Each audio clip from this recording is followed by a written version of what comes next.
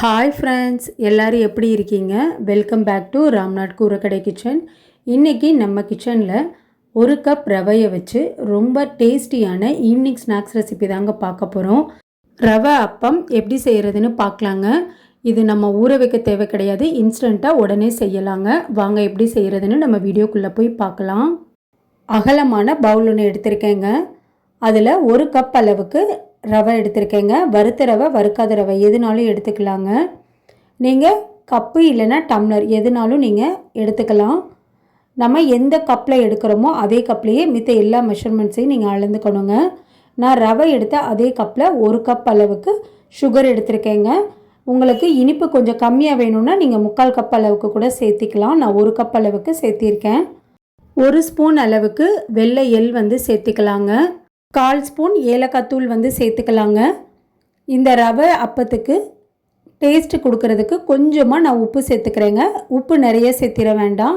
இப்போ நம்ம எடுத்துருக்க பொருள் எல்லாத்தையுமே நல்லா கலந்து விட்டுக்கலாங்க.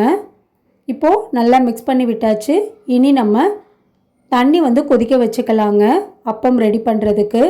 அதுக்கு பேனில் ரவை எடுத்த அதே கப்பில் 1 கப் அளவுக்கு தண்ணி சேர்த்துக்கிறேங்க. ரவை அப்பத்துக்கு தண்ணி அளவு ரொம்ப முக்கியங்க. இப்போ இந்த தண்ணி சேர்த்தோம் இல்லைங்களா, அது கூடயே நம்ம 1 டேபிள் ஸ்பூன் அளவுக்கு நெய்யும் சேர்த்துக்கலாம். தண்ணி நமக்கு நல்லா கொதி வர ஆரம்பிக்கணுங்க. இப்போ இந்த ஸ்டேஜில் நம்ம மிக்ஸ் பண்ணி வச்சுருக்க ரவை, சுகர் ரெண்டையுமே சேர்த்துக்கலாங்க. அடுப்பு தீயை லோ ஃப்ளேமில் வச்சுருங்க, ஹையில் வச்சிட வேண்டாம். கொஞ்சம் நமக்கு நல்லா மிக்ஸ் பண்ணி வெந்து வர்றது வரைக்கும் நம்ம லோ ஃப்ளேமில் வச்சு செஞ்சால் தான் நல்லாயிருக்குங்க. இப்போ நம்ம ரவையோட சுகர் சேர்த்துருக்கறனால ரொம்ப கட்டிப்படாதுங்க. இப்போது ரவை, சுகர் ரெண்டுமே நல்லா மிக்ஸ் பண்ணி விட்டுட்டே இருக்கணுங்க. லோ ஃப்ளேம்லேயே வச்சு செய்யுங்க. இப்போ பாருங்கள், கொஞ்சம் நமக்கு கெட்டிப்படும். நான் ஒரு 5 நிமிஷம் கிட்ட நல்லா கைவிடாமல் கிளறி விட்டுட்டே இருந்தேங்க. இந்த பதம் நமக்கு நல்லா ஒட்டாமல் வரணுங்க பேனில். இப்போ பாருங்கள், நம்மளுக்கு கொஞ்சம் அந்த பதம் வர ஆரம்பிக்குது. இப்படி ஒட்டாமல் வந்ததுக்கப்புறம் நம்ம ஸ்டவ் ஆஃப் பண்ணிடணுங்க. இப்போ மூடி போட்டு மூடி வச்சிடலாங்க. நல்லா ஆறுனதுக்கப்புறம் நம்ம உருண்டைகளாக தட்டி எடுத்துக்கலாங்க. இப்போது ஒரு 25 நிமிஷம் கிட்ட ஆயிடுச்சுங்க. ஓப்பன் பண்ணி பார்க்கலாம். நல்லா கம்ப்ளீட்டாக நல்லா ஆறிடுச்சு பாருங்கள். இனி இதை வேறு ஒரு பவுலுக்கு நம்ம மாற்றி வச்சுக்கலாங்க. கையில் கொஞ்சமாக நெய் தடவிக்கோங்க, இல்லைன்னா பிசு பிசுன்னு ஒட்டும் நமக்கு. இது சப்பாத்தி மாவு பதத்துக்கு இன்னொரு தடவை நம்ம நல்லா பிசைஞ்சு கொடுத்துக்கலாங்க. அப்போ நம்மளுக்கு நல்ல சாஃப்டாக இருக்கும் அப்பம். இப்போ பாருங்கள், இந்தளவுக்கு நல்லா பிசைஞ்சு கொடுத்தாச்சு. இப்போ கொஞ்சமாக கையில் மறுபடியும் நெய் தடவிட்டு நம்மளுக்கு எந்த சின்ன சைஸாக பெரிய சைஸில் வேணுமோ அந்த சைஸில் நம்ம உருண்டைகளாக பிடிச்சி நம்ம அதிரசத்துக்கு தட்டுற மாதிரி நல்லா மொந்தமாக தட்டி எடுத்துக்கோங்க. இப்போ பாருங்கள், இந்த அளவுக்கு நல்லா மொந்தமாக தட்டி எடுத்துக்கணும். சைஸ் நான் மீடியம் சைஸாக தான் நான் போடுறேங்க, ரொம்ப பெருசாக நான் போடலை. இப்போ நம்ம இதே மாதிரி மீதி இருக்க எல்லா மாவுலையும் நம்ம தட்டி எடுத்துக்கலாங்க அப்பத்துக்கு. இப்போ பாருங்கள், மீதி இருக்க மாவு எல்லாத்தையுமே நான் நல்லா தட்டி எடுத்தாச்சு. இனி நம்ம எண்ணெயில் போட்டு பொரிச்சு எடுத்துக்கலாம். இப்போது வடைச்சட்டியில் எண்ணெய் நல்லா சூடாகிட்டுருக்குங்க. இப்போ நம்ம தட்டி வச்சுருக்க ரவை அப்பத்தை ஒவ்வொன்றா உள்ளே சேர்த்துக்கலாங்க.